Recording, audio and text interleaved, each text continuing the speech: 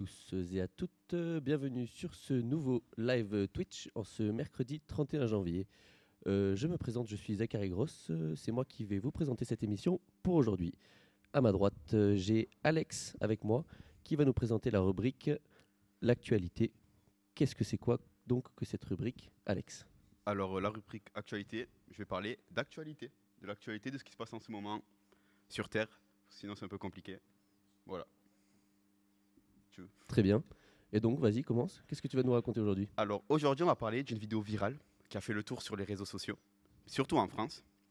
Dans cette vidéo, on voit deux militantes jeter de la soupe à la tête de la Joconde. Vous avez sûrement dû voir la vidéo. Bien sûr, le tableau était protégé d'une épaisse vitre blindée. Sinon, j'imagine pas les dégâts. Ces deux femmes étaient des militantes écologistes.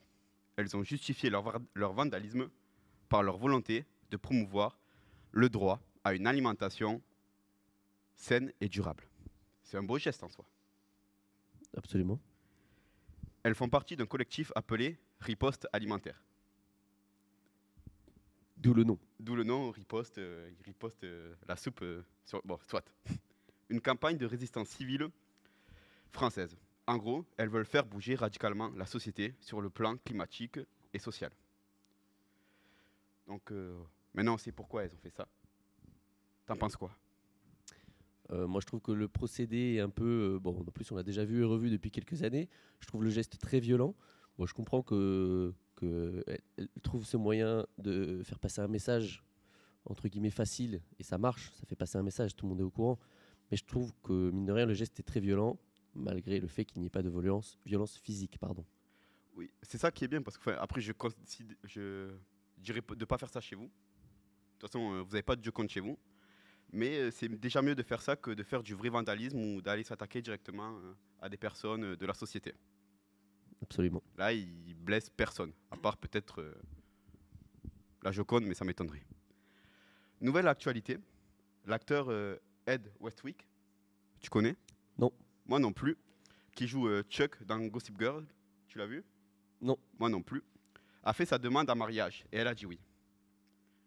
Il a fait sa demande à Amy Jackson. Tu connais? Non. Moi non plus. Alors, on leur souhaite plein de bonheur. Bonheur à vous. Pour la fake news, qui est peut-être pas une fake news, attention, une nouvelle discipline va être instaurée pour les JO 2024. Qu'est-ce que ça pourrait être? Roulement de tambour, la course de tracteurs. Oh. Donc, c'est pour ça que depuis quelques semaines, ils se dirigent tous vers Paris. J'ai compris. Pour se préparer pour les JO. Très bien. Et le petit plus, le petit bonus, l'équipe de France de handball est championne d'Europe. Félicitations. Pour la 4e fois, 33-31 face au Danemark. Félicitations, bravo à vous. Merci Alex. Alors oui, mais on m'avait dit que le match était volé. Pourquoi le match serait volé? Alors c'est ce qu'on m'a dit, donc je ne vais pas parler plus sur ça. Et avec plaisir. Très bien. Alors on va passer à l'émission suivante directement. Merci Alex, ça a été super sympa. On va passer à l'émission de l'interview des professeurs présentée par Julia. Jingle.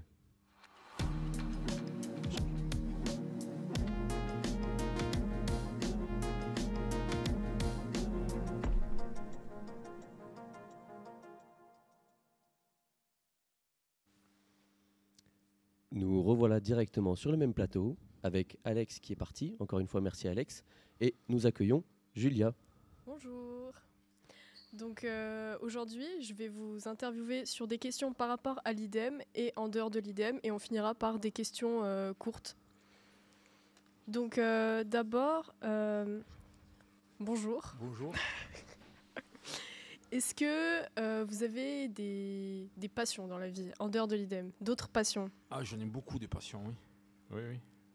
Et... La voile, la peinture, l'art, la culture, la musique, Ouais. etc., etc. Il y en a beaucoup d'autres. Et il paraît que vous avez vécu assez longtemps aux États-Unis. Oui, c'est vrai. Et est-ce que vous pouvez expliquer un peu ce que vous avez fait comme travail Comme là-bas? travail aux États-Unis, oui. Donc je suis parti dans les années 90, début des années 90. Je suis parti à New York, je suis parti en vacances. Et puis j'y suis resté. j'ai pas pris l'avion de retour. Donc j'ai fait de la photo un peu, photo de mode et de la photo culinaire. Après ça a été un peu dur au début de démarrer, donc j'ai fait des petits boulots, serveur, livreur de couscous. J'ai ramassé des canettes dans les rues j'ai fait des trucs comme ça, mais j'ai jamais lâché l'affaire. J'ai continué jusqu'à ce que je puisse faire ça comme activité principale. Et donc au début c'était la photographie, après c'est passé par le dessin un petit peu, et puis je me suis vite dirigé dans le jeu vidéo, parce que c'est une industrie qui inclut beaucoup des talents que j'ai. Et donc dans le jeu vidéo j'ai fait du dessin, j'ai fait de l'animation en 2D. J'ai fait aussi aux États-Unis, j'ai habité à Los Angeles. À Los Angeles, j'ai travaillé sur des productions de cinéma principalement. Donc voilà, j'ai travaillé sur des films.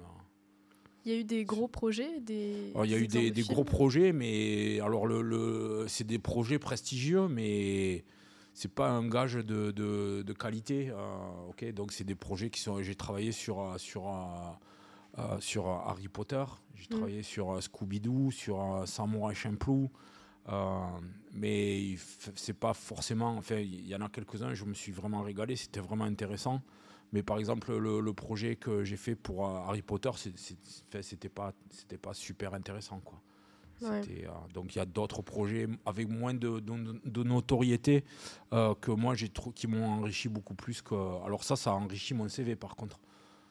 Voilà. Ok, et comment vous avez réussi à trouver des boîtes, par exemple, aux États-Unis qui vous ont pris comme ça? Eh bien, au culot. Donc, tu prends l'annuaire, tu prends une carte de la ville, tu marques tous les magasins, toutes les boîtes de prod qui t'intéressent ou tous les studios de design qui t'intéressent. Et puis, tu commences par un coup de téléphone. Si ça marche pas, tu envoies un email. Si ça marche pas, tu prends ta voiture, tu y vas, tu tapes à la porte, tu te présentes, tu montres ton travail. Donc il y a ça, et puis le réseau aussi. Okay, donc aller à des événements où tu rencontres d'autres professionnels. La clé, c'est de montrer son travail. Plus tu montres ton travail, plus tu multiplies les chances de trouver des opportunités. Ok. Voilà. Et au niveau de la langue, ça a été compliqué du coup au début Alors ça a été compliqué, oui, la première année, ça a été compliqué quand je suis arrivé à New York, parce que je parlais espagnol et français, mais je ne parlais pas anglais. Donc, mais à New York, il y a beaucoup de gens qui parlent espagnol quand même, et il y a aussi beaucoup de Français. Et donc tu te mets dans une situation où tu es obligé si tu veux pouvoir communiquer correctement avec les gens, et si tu veux arriver à travailler dans une industrie un peu pointue, tu es obligé d'apprendre la langue.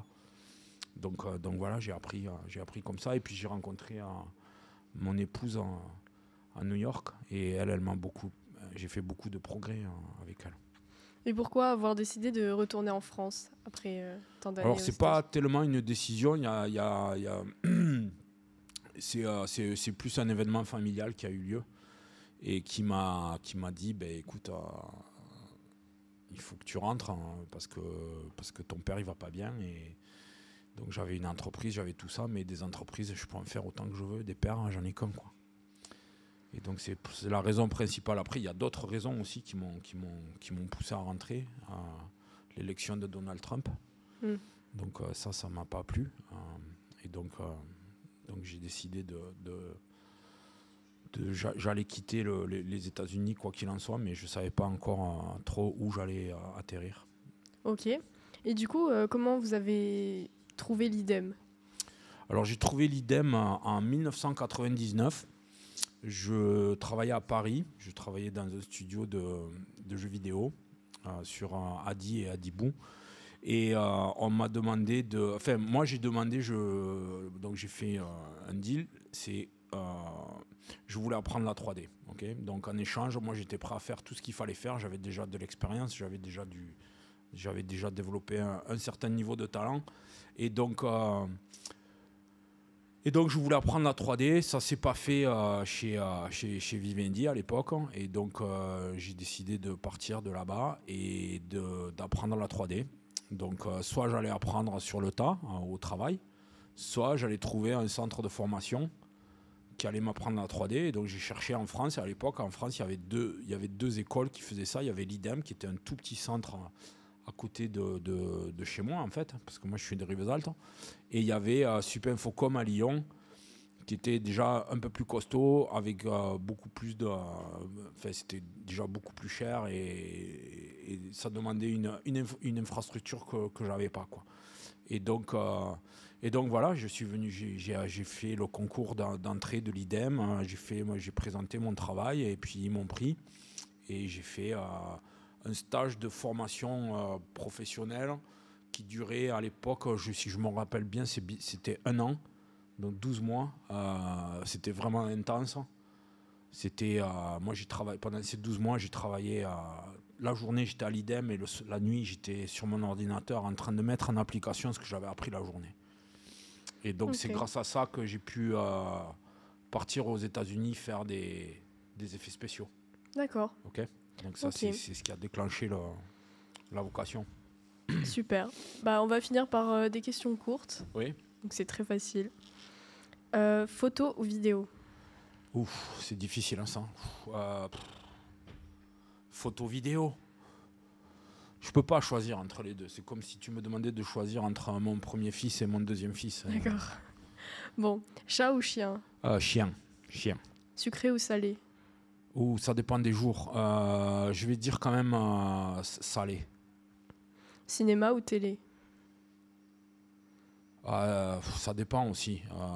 Il y a plein de films qui sont pas super bien et puis il y a plein de trucs à la télé qui sont super. Donc,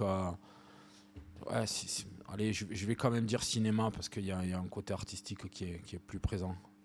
Et film ou série? C'est dur ces questions. J'ai tendance à dire série parce que dans les dernières décennies, là, moi je trouve que la qualité des films baisse et la qualité des séries remonte un petit peu. Donc je vais dire série. Mais j'aime bien les bons films aussi. Mais il n'y en a pas beaucoup des bons films. Ok. Bon, bah super, merci. Avec plaisir. Beaucoup. Merci de m'avoir invité. Merci d'avoir répondu à ces belles questions. Merci Julia d'avoir posé ces belles questions. Avec plaisir. Et je vais vous proposer ensuite de passer à la rubrique de Inouï Insolite, présentée par Clémence aujourd'hui. C'est parti, jingle.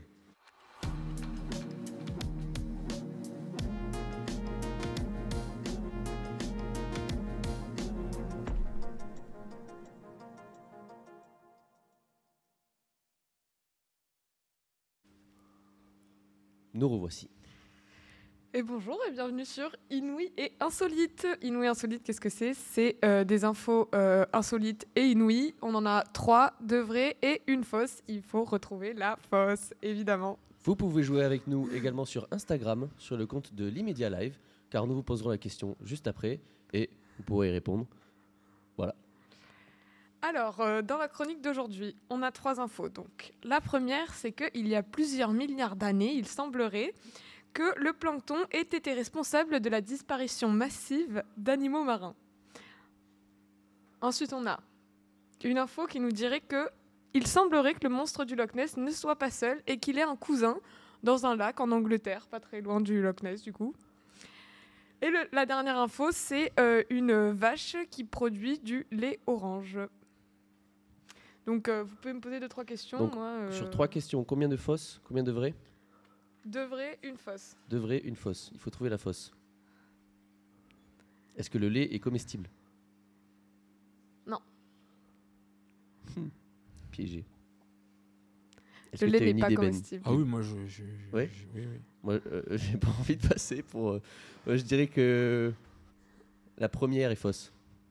La première, c'est la fausse? La première, c'est... Non, pardon, les planctons, c'est L'invasion vrai. de plancton il y a des milliards d'années. Donc ça je suis pas... Moi, à mon avis, ce qui est faux, c'est le monstre du Loch Ness qui a un cousin. Ça me dirait bien aussi, ouais je pense. Ouais, oui, parce que déjà que le monstre du Loch Ness, on n'est pas trop sûr qu'il soit vraiment là. Moi, je donc ne oui, sais son cousin, plus. sûr. encore au moins, quoi. Ce serait dû à des témoignages de gens Ouais. qui auraient aperçu Après, ça. je sais pas, du lait orange, tu prends des vaches, tu leur fais bouffer des carottes tous les jours Peut-être. pendant 10 ans. Alors Peut-être que tu auras du moi, lait j'ai une orange. après. connaissance qui travaille, son papa travaillait avec le monstre du Loch Ness. Ah. Du coup, moi, j'y Ah oui, crois un c'est peu vrai. plus. C'est vrai, c'est ok. vrai. Mais pas vu, tant que je vois pas, je crois pas. Donc moi, c'est pas que j'y crois ou que j'y crois pas, j'en sais rien, quoi. Très bien. Et donc Et donc, c'était le lait orange qui était complètement faux. Ah oui. Ah. Le monstre du Loch Ness, il s'appelle le Windermere. C'est dans un petit lac. Et en fait, il est décrit comme un serpent de mer, un très grand serpent de mer. Mais les chercheurs, ils disent que ce serait plutôt un poisson-chat d'Europe de l'Est. Un énorme poisson-chat. Mais comme pour le Loch Ness, hein, c'est controversé, quoi. Oui, c'est vrai. Donc c'est son cousin. Oui, c'est son cousin, voilà. Très bien. Et il s'appelle le Bow-Nessie. Très bien. Et des infos sur le lait orange? Bah, le lait orange, c'était une invention de moi à moi. J'avais dit qu'il avait du lait orange dû à une forte concentration d'acide noripposudori. Mais en fait, c'est un acide que seuls les hippopotames ont pour produire du lait orange. Du lait rose pour les hippopotames, pour le coup, et ça, c'est vrai. Ok. Et les hippopotames produisent du lait? Oui, D'accord. orange, rose. Merci.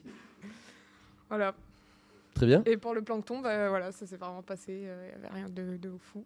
Oui, je l'avais l'info, mais elle était loin dans ma tête. Comme dans la vraie vie, avec Bob l'éponge et Plankton qui veut tuer tout le monde au final. C'est juste la vraie vie. Il est vrai. En tout cas, merci à tous d'avoir suivi ce live. J'espère que vous vous êtes régalés. Et on se dira la semaine prochaine. C'est la dernière émission durant 2 mois présentée par les deuxièmes années audiovisuelles. On file la main aux premières années. On leur a tout appris. Tout va bien se passer. Ne vous inquiétez pas. Ça sera Ça ira. pareil, voire mieux. En tout cas, merci beaucoup. Et je vous souhaite un bon repas et une bonne fin de journée en ce mercredi 31 janvier qui annonce février. Jingle. Merci beaucoup à tous d'avoir suivi.